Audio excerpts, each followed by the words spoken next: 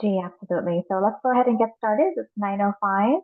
My name, Assalamualaikum everyone. Hello, my name is Dania Rahman. I will be the moderator. I'm honored to moderate this session and introduce Dr. Hafiza Rahman. First, I will introduce myself. My name is Dania Rahman. I am a clinical assistant professor of pharmacy practice at Fairleigh Dickinson University School of Pharmacy and Health Sciences.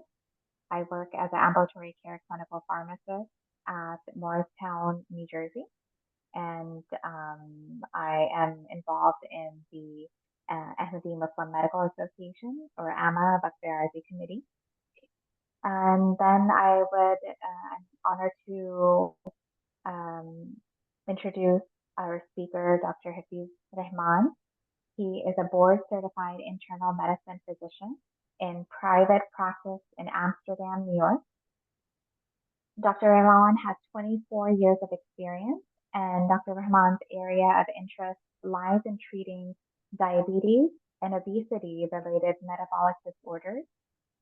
Dr. Rahman has helped hundreds of patients achieve a healthy weight and support weight maintenance via methodical dietary management and therapeutic interventions. And he has a passion to help as many people as possible, and that's him why he is doing the series of webinars that are revolved on the topic of metabolic syndrome. So thank you everyone, Jazakallah, for joining us in this session. And I will let Dr. Hafiz Rahman take it away with his enlightening us with this topic of metabolic syndrome. Well, thank you very much for your kind introduction, Dania. Well, we know that we are dealing with a serious health issue in this country and in fact worldwide. And we have decided to talk about the metabolic syndrome, which is a series of cellular abnormality that occurs as a result of basically bad diet and lifestyle. And that has caused enormous degree of illness in human beings all over the world. It is one of the leading cause of expenditure in the healthcare right now. And it is actually the granddaddy of all the main diseases that are common today, like diabetes, hypertension, hyperlipidemia, coronary artery disease, polycystic ovarian disease, morbid obesity, dementia. All these diseases have this basic start where mitochondrial dysfunction led to a whole host of trouble causing inflammation in the body. So today's topic I chose, as you could see, this is the Mufasa, the Lion King, and his evil brother, Scar. So that it was the purpose of this was to create a talking point that we have in our metabolic cascade, the good side and the bad side, and we got to recognize them. Because once we recognize them, then we are able to identify and link those with the food items that cause the problems, and this way we could avoid, and we could recognize who the Scar is and who the Mufasa is. So I just did this cartoon presentation at the start, the picture, because my kids grew up with this, and while thinking about this topic, I thought that I will create some attention for people. And so go ahead, next slide, Jason. As we know that this beautiful picture of a tree on a lake and the background of nice mountains, green mountains, this tree as you could see, is, has a reflection in the water. So my point that I will try to convey today is that everything that we consume or every activity that we do has a flip side and has consequences. And we got to identify them. And we got to spend time carefully to recognize them in order for us to, fix this healthcare issue that our nation and our people are facing today. Go ahead, next one. The very first issue that is we are still in medical community stuck with this BMI, body mass index, which is your weight against your height. The problem is that this is a truly an outdated system of identifying somebody as obese, as unfit, and it is very deceptive because there might be people that have high BMI and they might be perfectly fine. Like last time, I think I gave an example of Arnold Schwarzenegger, that he is a bodybuilder, and if you take his BMI, he would be obese. However, if you take his waist circumference, he is not at all obese, actually very fit. And that is where the Mufasa of this particular slide is BRI, body round index. That is actually where the real deal is. And I will explain why. Well, as we know that the visceral obesity and the obesity found in the liver is the leading cause of all the metabolic trouble that we face today. The subcutaneous fat itself is not so dangerous up until at least 22 pounds. So after that, it can cause inflammatory cytokines and trouble.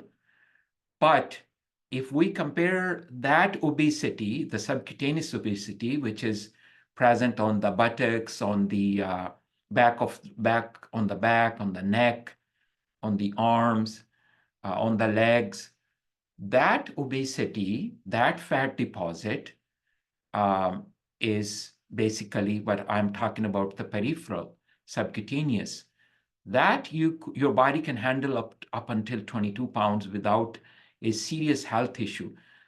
That is where ideally your body should be putting the extra fat for a rainy day energy.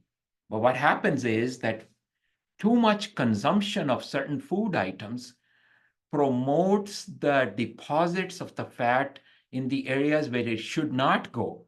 And that is in the liver, which is the first recipient of that fat.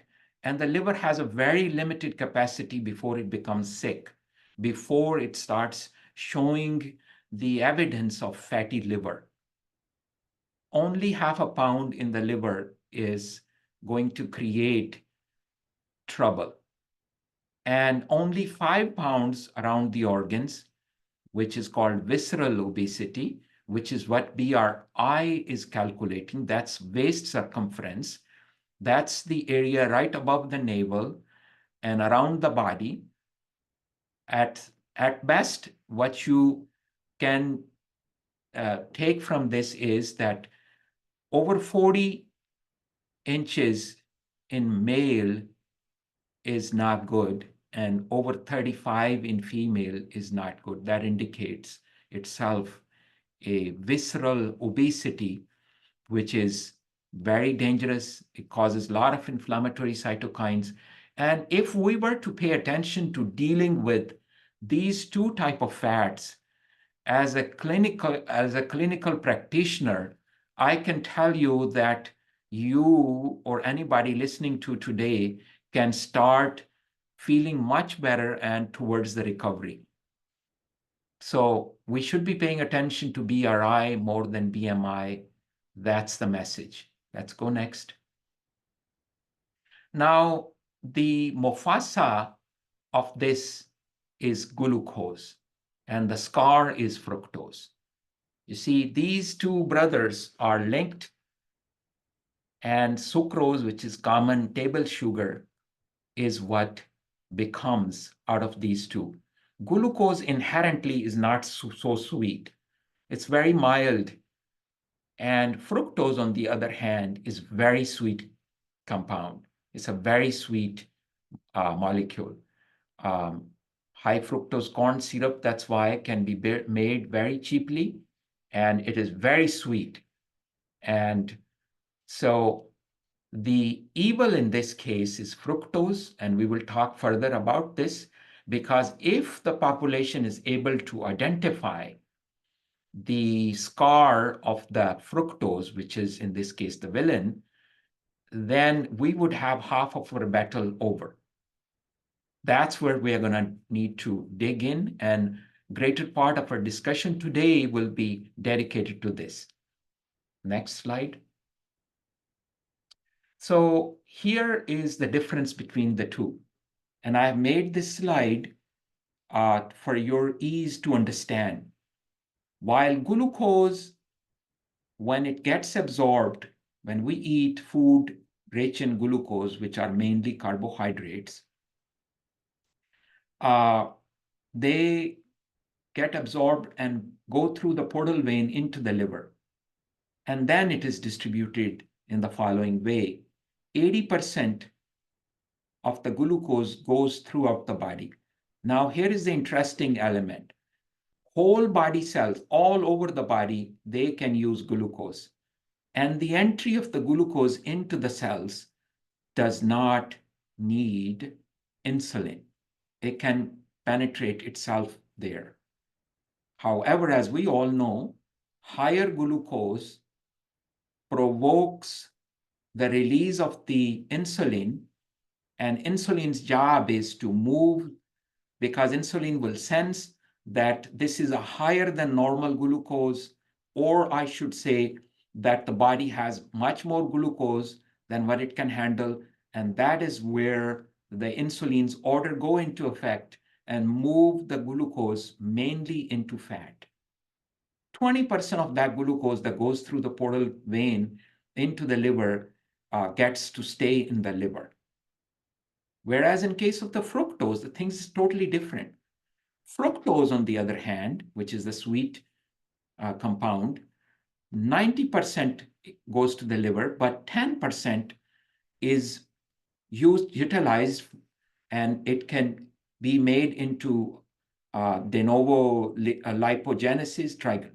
Intraintestinal triglycerides are formed within the intestines, and the fructose goes down further in the intestines and nitrates the proteins.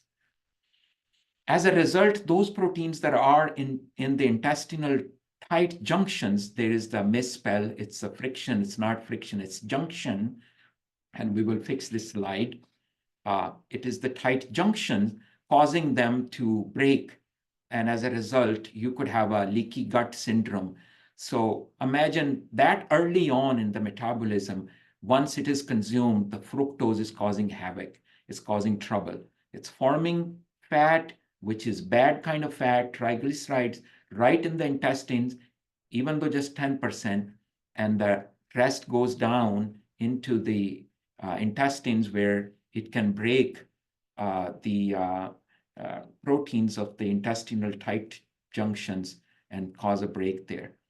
90% of the fructose that goes to the liver gets overwhelmed and does not know what to do with it.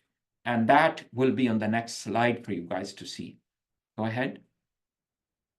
So fructose it gets very busy. This fructose job is to create lipogenesis, which is fat synthesis.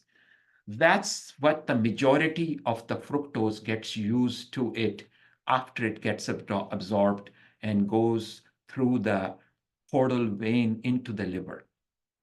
And as you could see, this slide beautifully depicts all the pathways that the fructose generates to create triglycerides, which is the deposit form of fat in the body. Next slide. This is a polyol pathway, which is when you have an excessive amount of glucose, and then you have food rich with wherever there is a glucose, there is fructose because they are together in majority of the carbohydrates. So imagine you are satisfied as a person, as a diabetic, or a person that is obese and utilizing, or as a metabolically ill person that is TOFI, which is thin from outside and fat inside, as we have spoken about this term, and you're using a CGM to monitor your glucose, and you're happy, oh my God, my glucose is down. But the problem is you're only measuring glucose. You're not measuring fructose, which is almost an equal amount present in case of a sugar and in case of many fruits. But fruits is a different story, and we could talk about this a little later on. I'm not against fruits, by the way, but in this context, you got to understand that our body's ability to handle glucose in a given day, total is 6 teaspoonfuls, 6 teaspoonfuls. Half of that is glucose, half of that is fructose. So for all practical purpose, we should be consuming very limited amount of this kind of product. Otherwise, all the extra will be utilized for fat synthesis. And extra glucose through this polyol pathway can be converted into fructose, and fructose is a mitochondrial toxin, literally. It causes the depletion of ATP in the mitochondria, and as a result of this, as a further pathway, fructose generates uric acid, and uric acid is itself a mitochondrial and cellular toxin. It inhibits many pathways in the body. It causes narrowing of the blood vessels by stopping nitrous oxide, causing a whole host of trouble, including hypertension, systemic inflammation, and dysregulation of the body's energy pathways. Go ahead, next. And this is another depiction of what behind the effect of uric acid. So a great amount of uric acid in the body is formed by the fructose, unfortunately. We used to think that it's coming from purines, which is from the proteins and the cellular type of proteins like organ meat and fish like sardines. While that is true, but great part of the uric acid in the body is unfortunately nowadays, because of the consumption, caused by the fructose. And unless we control that, the uric acid production will stay high and create problems in the body. Uric acid is linked with the diseases like dementia, formation of diabetes, obesity, because it favors the fat synthesis in the body. It also causes gout. By the way, in medical community, we are busy trying to treat only gout, and we associate uric acid with gout only. But unfortunately, when uric acid crystals deposit in the joints, that is already too late in the game. That is already causing a lot of inflammation. The cardiometabolic effect of the uric acid start way early.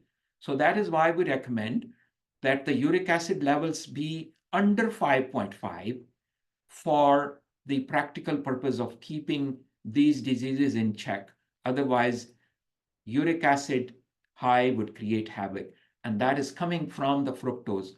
A large part of this production is from the fructose, and that directly is a metabolic toxin. And also because it inhibits the blood flow to the organs by taking nitrous oxide offline. As a result of narrowing of the blood vessels, less blood goes to the tissues and to the organs, causing less insulin to reach those cells, and that causes insulin resistance, which is another trouble. Then insulin level goes up because insulin's orders are not being obeyed by the cells because it's not reaching there, and that itself causes all host of trouble. And as you know, insulin resistance is the early stage of the diabetes practically. Next stage, next slide. This again about fructose, because I could speak all day about fructose and the evil design and the changes that fructose causes in the body. This again, it depletes the ATP, which is the energy in the cell. Imagine it suffocates the ATP out of the game, creates as a result of this process synthesis of uric acid, which causes mitochondrial oxidative stress. And that leads to de novo lipogenesis, which is synthesis of the lipids in the body of the new synthesis. And of course, the lower ATP levels occur inside the cells, which cause cells death. Next slide. So fructose inhibits these important 3 enzymes, and they are all important enzymes for energy balance in the body. AMP kinase, carnitine palmitoyl transferase, and ACADL enzyme. These are all in that cycle. It blocks it. And of course, that blocks the direction of the ATP away from the ATP synthesis and towards the other side that we just talked about. Next. The other evil that we will talk about today is AMP kinase, which is the good guy in this case, and its evil twin, AMP deaminase. The fructose activates AMP deaminase, which depletes the ATP in the cell. And imagine AMP kinase has a lot of good things happening in the cells. It is a cellular energy sensor. It causes fatty acid synthesis inhibition. It increases the glucose uptake from the blood so that the increased glucose would not continue to run through our blood to create havoc and to create endothelial damage. It turns on catabolic pathways, not anabolic pathways. So burning, it promotes burning in the cells. Burning means for cellular energy. It promotes the ATP synthesis. It causes glucose production inhibition, and also by that virtue causes triglyceride production inhibition. And it promotes the lipid oxidation, which is utilization of the lipids for the energy. Next slide. These are the things that these 2 evil guys do together, fructose and the uric acid. Imagine all these diseases are caused by these 2 guys. So one can be eliminated by eliminating it from the food, and the other can be eliminated by promoting its excretion and by taking certain supplements that if you are found with high uric acid, then you could use them. For example, quercetin, like we spoke last time, and vitamin C 500 strength milligram causes the secretion of the uric acid through the urine, and the quercetin 500 milligram once a day helps you. It works just like allopurinol works to drop the uric acid, and our goal again is under 5.5 because that's how you will help to prevent these all things that you could see: fatty liver, obesity, diabetes, kidney disease, gout, sugar and alcohol addiction, of course, cardiovascular disease, and Alzheimer's dementia. Next. Now we're going to talk about the other 2 evil, other 2 terms that are actually both misleading. And I want you all understand, and that's why we got to understand this whole mechanism if we want to become healthy. On one side, there's a concept that this Coca-Cola somehow can be equal to that of the other side, which are carrots. Of course, good source of fiber. It has fructose, but it has fiber in it. And as a result, how should I say, unfortunate it is that the carrots, according to the glycemic index, are considered high glycemic index. Glycemic index means the rapidity with which the glucose gets out of the of the intestines into the bloodstream and gets into the circulation, that is called glycemic index. So the foods that have high glycemic index, uh, we were told to stop using them. And unfortunately, many of these foods were put in the category, which was unfair and created a lot of trouble. And I know this it creates confusion, and confusion causes people to buy things that they shouldn't be buying and consuming.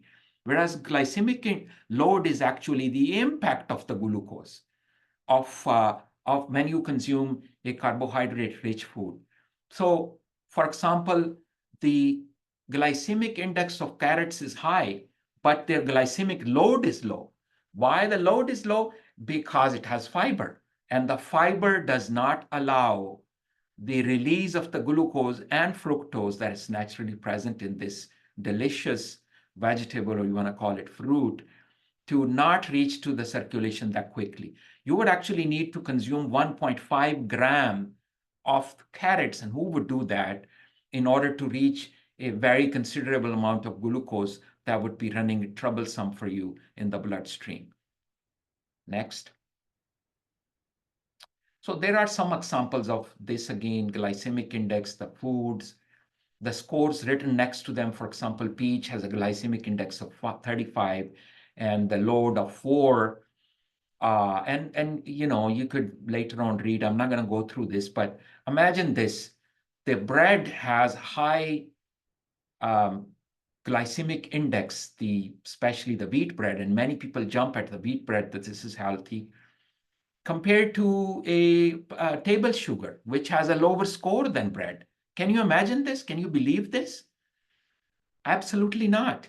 So that's the reason why we have created a simpler way to teach our patients that, look, you should consume the carbohydrates that are naturally present in the fruits and vegetables to a limited degree to get benefit from them, but you need not to worry about the index because that is misleading.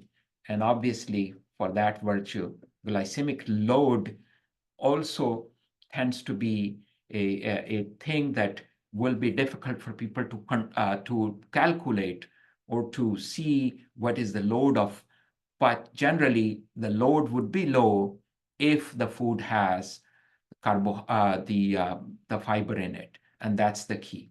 Next. So then we're going to talk about these two starches actually that are next to each other, but they're entirely different. They behave completely different. The mufasa of this is amylose, and the scar of this is amylopectin. The reason is obvious. You could see the chemicals formula structure. On the right side, it's a linear line, hydrogen bonds in the middle, very difficult to break. And on the other side is branched, and that is very easy to detach.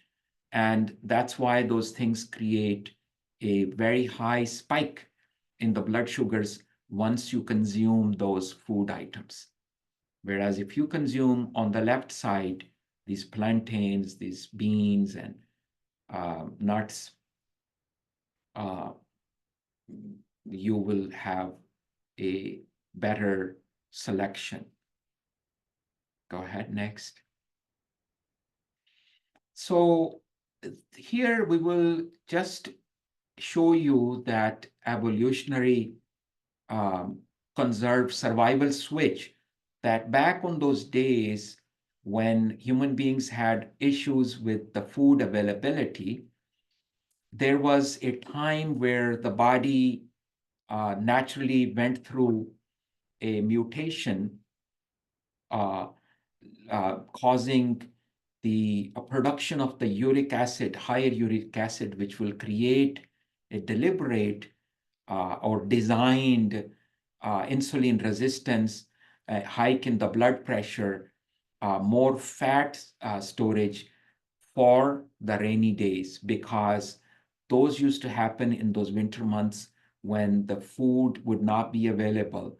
and then the body would have to just like hibernate like the bears do. And this depicts that systemic way that how we started having as human beings this issue of higher uric acid before, or some other animals do not have that kind of situation, and that is why they don't go through this. Go ahead, next. We're going to talk about these two neurotransmitters today. And the reason for this is that the scar or the villain of this is the pleasure, and the good guy is happiness. They are not the same, okay? People confuse them, they misalign them, and there's a reason behind it, because food industry and people want us to be confused and consume bad diets and mess up our health. The pleasure is controlled by a hormone called dopamine.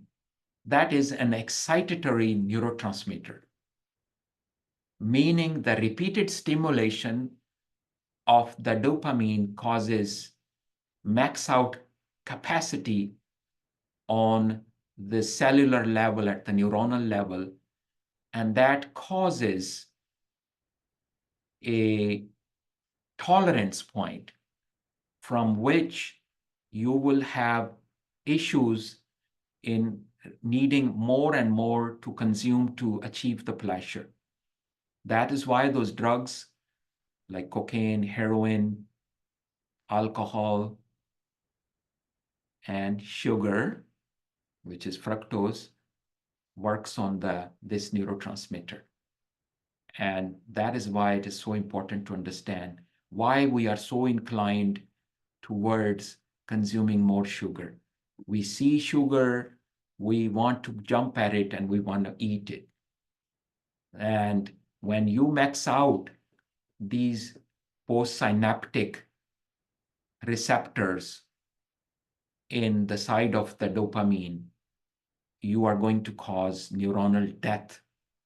And as a result, few of those would be available. And unfortunately, that is a bad situation and very difficult to come out.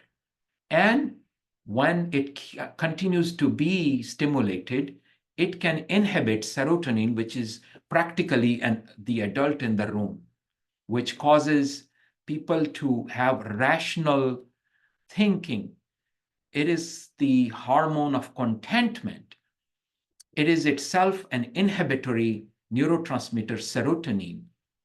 So in the case of serotonin, you cannot achieve the contentment by the substances because it is naturally an inhibitory neurotransmitter.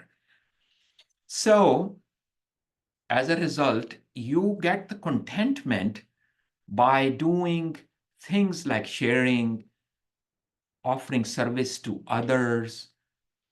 So the long-term benefits are in the site for serotonin, and the short-term are for the dopamine.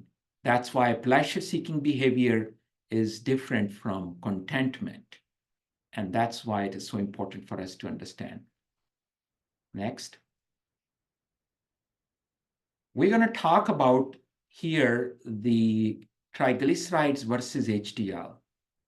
Now, the Mufasa here is HDL, high-density lipoprotein. That is, the name itself says, it has very little fats in it, mostly protein, and it is when it is going circling back into the liver. So this started from carbohydrates, which go into the liver, form triglycerides, as we have previously spoken, from the glycerol, and 3 fatty acids make the triglycerides. Then VLDL transport these triglycerides to the cellular level, and then offloads, of course, its content. And once it offloads it, the product is small LDL, which is the key element. That is the most dangerous LDL, and that's why it is important to do those particle study of the LDL, because you want to see the small LDL. The large and the fluffy LDL are not dangerous. And unfortunately, they are the one in the majority, and many people pay attention to those levels and start treating people with statins. Statins do not treat small LDL. These are the ones that penetrate through the endothelial cells and create trouble. These are the ones that they should not be over 1,000. If it is, the only real way to dealing with this is going back to where it came from. You see on the top, controlling the carbohydrates. So if you guessed it right. And then once offloading small LDL particles, then the product is the HDL when it goes back to the liver. So I want you to understand that if you don't have those processed foods and high carbohydrates, you would not be forming this whole cascade practically. Yes, go ahead. These are the hormones that are involved with the weight or loss of weight or weight gain. Leptin is a hormone that is produced from the fat cells. It is for the fatty acid. When this is active, it causes the body to consume fat as an energy source. Cortisol is a stress hormone. Of course, it is the weight gain hormone. Insulin is the evil of all of them on majority of the cases. Of course, it causes all sorts of troubles. It causes the fat synthesis. It causes the all those inflammatory processes in the body. So our job is to keep the insulin down. And how do we keep insulin down? Not providing the reason for it to come out from the pancreas. And that is not providing the substrate, which is mainly those ready-made carbohydrates in the processed food. Estrogen is a female hormone, as you know. When females have active reproductive years, estrogen is pivotal in countering insulin. It is once they go through menopause, unfortunately, they miss it, and then as a result, their body starts behaving completely different. Ghrelin is a hormone produced by the stomach, and it causes hunger signals to the brain. And glucagon-like peptide is a hormone that is where most of these GLP drugs are geared at. They are the agonists of these, and they create a reversal of what insulin is trying to do. Next. Dania, how many minutes have gone through of the talk?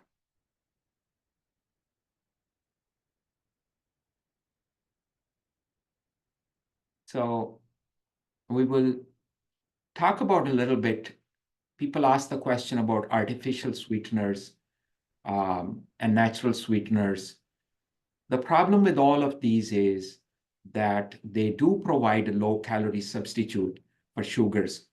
But when compared to the sugars, obviously they do not activate the fructose switch and do not cause the obesity.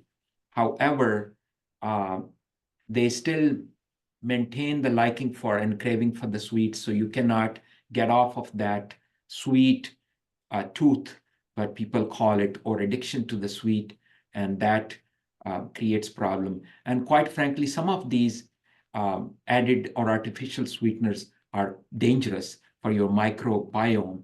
It causes them to die, which is not good for us. So in general, we would recommend taking a natural fruit instead of the craving for sweets.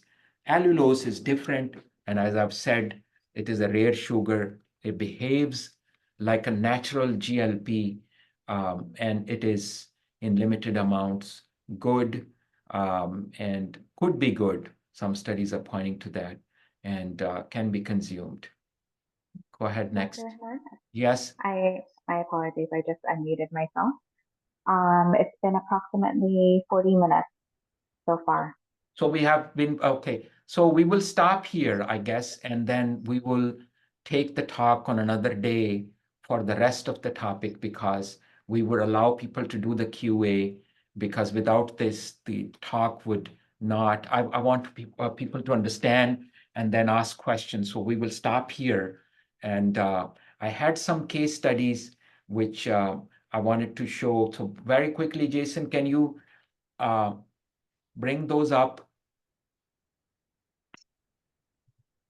So young people are suffering from this. As you could see, weight circumference of this female of 44 years of age, 48.5. That is what, at the start of my talk, I wanted all the clinicians and all the patients to understand, that that's where we need to pay attention to. That is the BRI, the body round index. If we are able to control that, and this is a female, so the target would be at least going under 35, then I can assure you that the problem of the metabolic syndrome and obesity would largely be controlled. Whereas if you go only by the weight, you would not be able to resolve this thing. Look at the body fat. The body fat naturally should be under 25 and much under, but 25 at least. And body mass, what is that serving? Obviously nothing. It doesn't help us. And in this case, the patient had very high insulin. And of course, hyperinsulinemia is the main reason for the metabolic syndrome. That's why we do serum insulin level to check that. And her A1C hovering into the pre-diabetic zone with 5.8. The next case is a only 17-year-old kid, as you could see. If I went by weight, okay, yeah, he is in higher weight zone. Body fat is 41. Body mass is 53, but look at the waist circumference, 53 inches. And the A1C is deceptive, as you could see, 5.1. So you see, you gotta take the measurements from all different directions. And that's why we have created those 19 or 21 tests, blood tests, other than these physical measurements, to try to identify the problem. Because if you don't identify the problem, you cannot fix it as a clinician. The last case is only 15-year-old, imagine. 15 years old. And as you could see, in this case, body fat deceptive. It is around 27 because he's young, still growing. So it's a deceptive score. And the A1C is running towards 5.5. Body mass again, higher. So all these indicators have to be put in place in order to find out, because you cannot go with one score only and try to then chase a useless pursuit of trying to fix something that might not fix the problem. And the last slide of a connection, please, I encourage, connect with me and we could talk.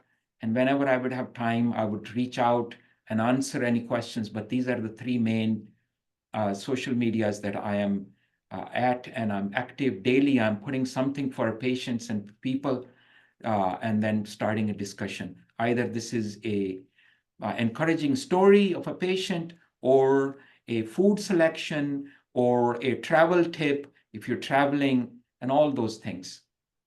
So we will stop here, Dania, and we will, if there are questions, we will entertain them now. Yes. Okay, wonderful.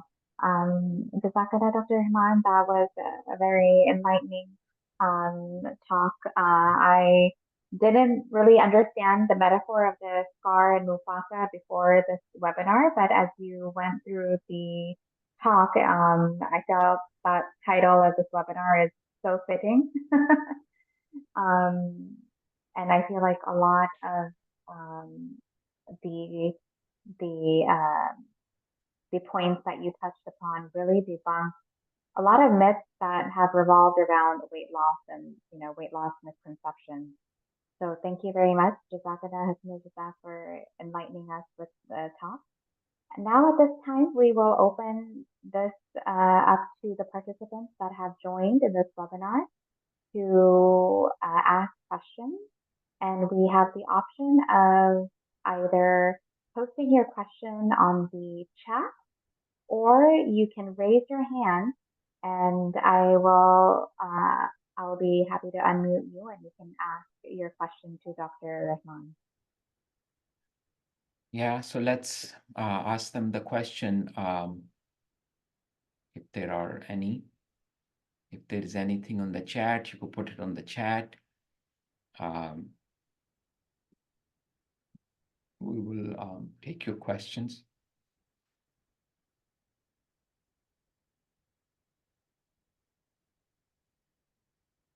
Meanwhile, you're thinking about the questions, I want my audience to understand that if you can somehow recognize the 30% of the food that is available nowadays that is still somewhat decent and in its original shape, at least we should say closest to its original shape, then we will win this race.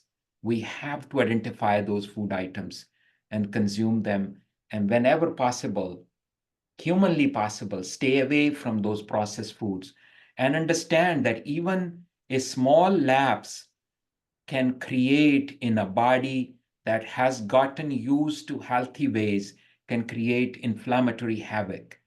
So my advice would be that each time you come across these bad, metabolically sickening, processed, highly processed foods, think about that you're consuming a metabolic poison, which is not arsenic, that you're going to die right away, but it is causing you a slow death at the cellular level, causing you to feel sick, less than yourself, mentally speaking, low energy, and all other things.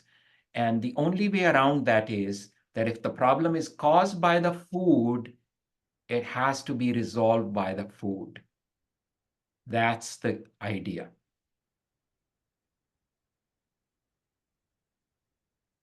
So, Dania, read this question. Somebody sent a question. Yes, absolutely. So the first question that we have here is by Dr. Vakas, and he has a comment and a question, I believe. He says, what are the books, again, you recommended reading again, that are great books? That's his first question, and I'll read out the next two. So there are a couple of good books that are out there. Jason Fung's book of Obesity Code, and Dr. Robert Lustig's book of Metabolical, and there's another good book, Drop Acid. That's a good book from a neurologist, I believe. I'm forgetting his name. I think his first name is David. But these are some good reads. But nowadays, majority of the people want to listen to the tapes, and but whatever way you want to get yourself knowledgeable, go ahead and do it. But for now, in my mind, these three books came in. They're good books, good reads. They help you understand. Okay, wonderful. His next question was also any websites you like that can teach so of the things you learned? Say it again. Websites that have taught you the things that you have learned. So any references, any websites that you would recommend? So websites, I personally go on to, I am a member of the American College of Physicians, American Board of Internal Medicine, and ACP. They have a lot of useful information. WebMD has a good information. But remember one thing, that you would have to go through multiple sources in order for you to be able to reach to different gems from different areas, and understand this concept in depth, in order for you to make a pure lifestyle changes. But these are my favorites. that I just put in front of people. I think these are very reliable sources. And one of the other reads, medical reads, are they have excellent articles written in JAMA also, and you could search it and put it on the search engine, and they will show up. Okay, Jazakallah. And his last question may require another webinar. He's asking, tell us more about your journey to master this field. My journey as what? In mastering this field of So this is not a one-day thing. What happened is, friends, that I practice in a small town called Amsterdam. It's in northwest of the New York State. And where I practice, I have thousands of diabetic patients, and there's no endocrinologist here. And I was seeing increased number of people that were becoming type 2 diabetic, and they were directly linked with obesity and more with the internal obesity. So in this journey, in this rabbit hole, once I got in, I said, I have to change myself. I was myself overweight. I myself had signs and symptoms of the metabolic syndrome. And I said, I gotta create the simplest way for a common person's understanding. So I gotta understand this material in a way that I can explain not only healthcare professionals from a doctor's point of view, but also make my patients understand in a common term, because when I went in deep into it, I realized that there are certain aspects that I gotta understand. Of course, I gotta understand food. I gotta understand macronutrients. I gotta understand that what is the link with exercise, because there's so many exercise gurus out there that are saying, oh, you do this, and this is generally famous out in the society that, oh, you could eat whatever you want, and then you do exercise and you go burn off. After going through all this understanding, my mantra became, first and the most, you cannot outrun or out-exercise a bad diet. You simply cannot. Scientifically, it is impossible, so don't do it.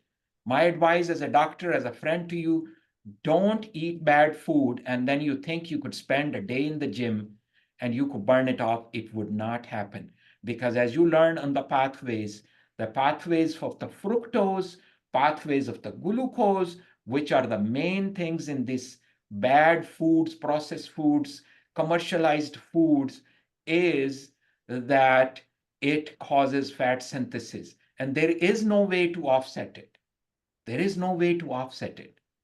So that's why I have formed a four-wall method that I tell my patients that you have to do all those 4 activities simultaneously in order for you to gain benefit from it, metabolically speaking. And that is coming from all this understanding. And that is that the fasting is mandatory. We have to spend one talk on fasting alone. It is that large topic. And it is actually, if there is anything that can offset a sitting fat and utilize it and channel it for the energy source, that is fasting. But the fasting has certain rules and etiquettes. Without this, it would not be useful. So it is for another day, but the fasting is the key element to offsetting this trend and this problem. Number 2, you gotta do weight-based exercise. You gotta trigger those muscles that have been suffocated by the deposits of the fats, whether they are intramuscular fats or they are in the subcutaneous tissue, or they are in the visceral area, or they are in the liver. You have to do the muscle-based exercise. Why? Because when muscles are squeezed out of life, they are the largest energy consumers. They have to consume the glycogen first, which is the glucose deposit, and then start burning towards fat. So you need to activate them. Cardios, unfortunately, in my own humble opinion, do not do that. It is beneficial, but it doesn't do that. The only way to do is combine some cardio and some stretching and muscle. And that is another topic that we have to do, how to properly stretch, how to properly bring your structure back to normal, because over the weight of the fat, your structure changes, and that creates a whole host of trouble. And then, of course, sleeping, good hours, night sleep. Without this, your body will release cortisol and all those stress hormones that will make sure that you are channeled towards fat synthesis, because your body thinks that you're in crisis. It will put you on low metabolic rate, which is bad. And then, of course, not consuming those bad foods, so that when you're consuming only proteins and fats, your body has no option but to take care of those and then continue to channel towards the fat breakdown, which is the key. The key is to move towards ketones in order to stay healthy. I hope I answered it. I get carried away. It is my, I should say. No, you answered the question, Dr. Mandupakula. The second one is just a comment by Dr. Badr, who states, "Jazakumullah for the presentation. I am a surgeon, but this was incredibly informative. Almost every gallbladder I do nowadays has steatosis of liver." See that? Mm-hmm. Yeah, see that? That's now a surgeon telling us this thing. Imagine. So they are seeing the consequences of this. The cardiologists are seeing the consequences of narrowed arteries. The cardiothoracic surgeons are seeing consequences of those so badly narrowed arteries that they are having to operate people. The neurosurgeons are operating brains. Why? All of them, because these are cardiovascular manifestations of this disease that started this whole process. So how do you reverse that? By following those things. And what I have noticed in my own internal studies and living myself with this is that if you practice these things, you can reverse the metabolic pathways in 2 weeks. You could start reversing. I'm using again the word start reversing. And then it will culminate into a better metabolic life within 3 to 4, maybe top 6 months. You will feel yourself good. There would not be a single lab order that will satisfy you the way you feel inside yourself. And that much I can assure you as a doctor. It is a complete different. Your skin will feel different. Your intestines will feel different because your microbiome would be healthier. Your brain will feel different. Your sleep will feel different. Your sleep apnea will answer. All those things. Jazakallah. The next one is a personal question. She states, "I have been fasting for 2 weeks for 14 hours. I love the benefits of it. Should I now start like 2 to 3 a week, or do I make it an everyday lifestyle?" Very good question. And my thing would be that if you have started having a beneficial effect of seeing the fasting, and remember 12 hours of your fasting, generally speaking, the first 12 hours you're burning glucose, either straight glucose from your food or glycogen form, which was deposit form of glucose. After 12 hours is when your body is looking for alternative source of energy. So 14 is minimum. If you went it up to 15, 16, even better. So if you are getting that, why not sustain it? And during that time, always say, and I say it again, drink plenty of water. If you want a flavor water, make a flavor water cut some fruits, vegetables in the water. Don't make a juice of it. Of course, that's like you putting candy in your mouth. And then you could drink water to sustain yourself. You could drink green tea.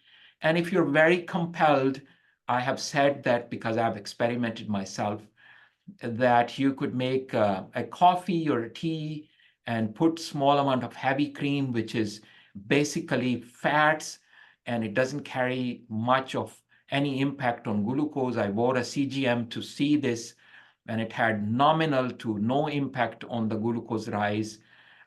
So that can be done to kind of deceive your body into believing that you have something in it to continue fasting to promote the autophagy or the cellular turnover. You see, all those old and dead cells gotta go, and they gotta be utilized in the body as an energy source. It will be the best way that it does. If it doesn't, where would those toxins go? They would stay in your body and create problems, you see. So fasting helps with that.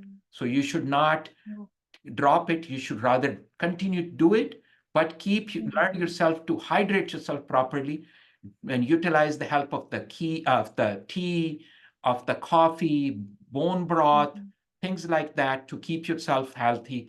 And some of those supplements that I have indicated on my social media, go look for them, and they give you a lot of energy once you start using them. Okay? Okay. And her next question was, how many grams of allulose can I have a day?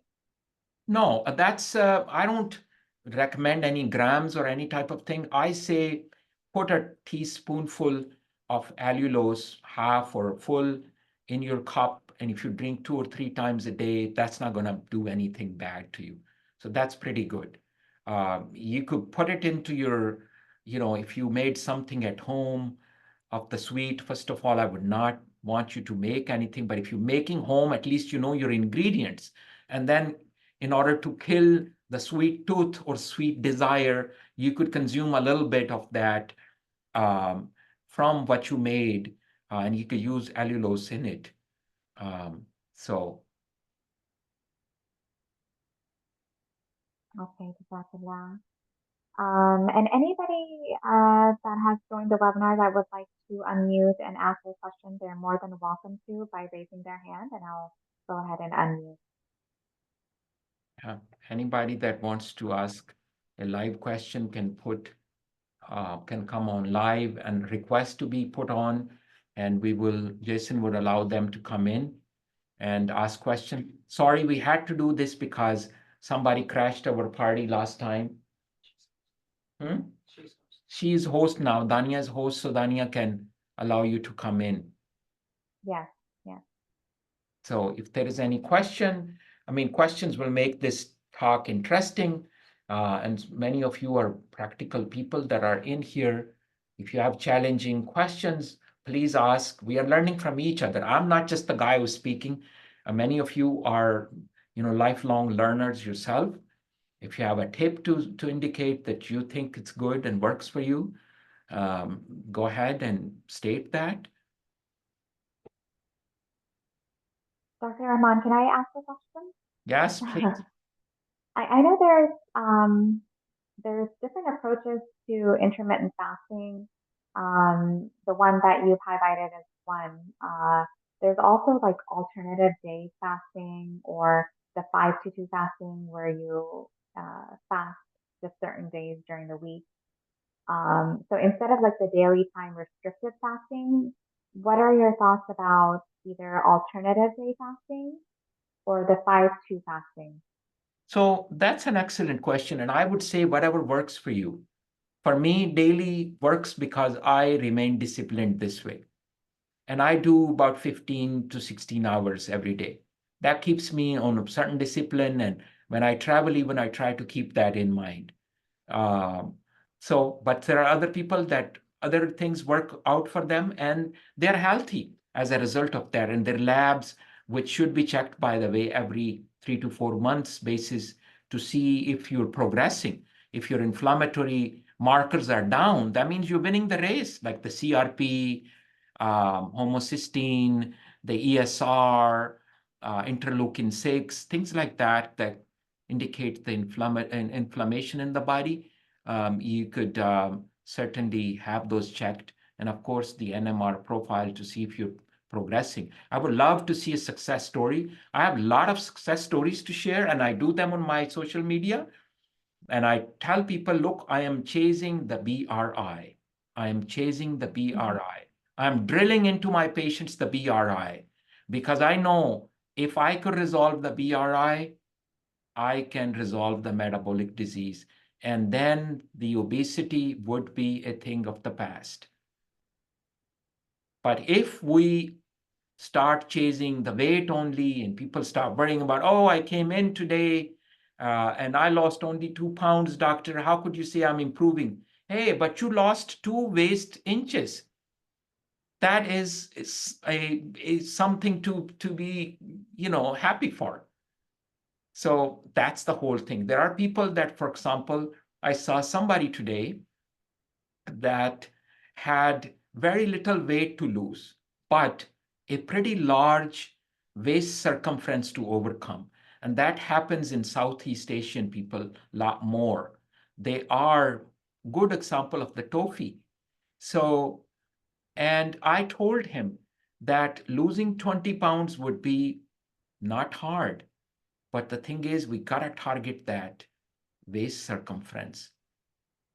And you know what? Waist circumference, higher waist circumference is linked with tongue thickness too, and linked with fatty liver. They all get resolved. When they get resolved, the inflammatory markers go down. The inflammatory markers go down, insulin goes down. Insulin goes down, you start burning fats for energy whenever there is an opportunity for the body. Okay? Okay, Jazakallah.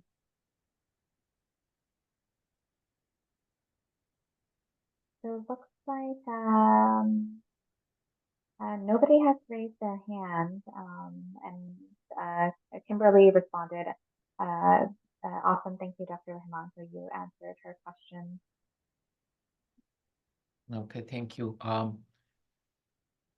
So we have, according to schedule, we were supposed to go till 10:12, but if the, if people, wish, then we could even stop it here, or we could present some other slides in the middle in the meanwhile, but whatever you want, Dania, at this moment.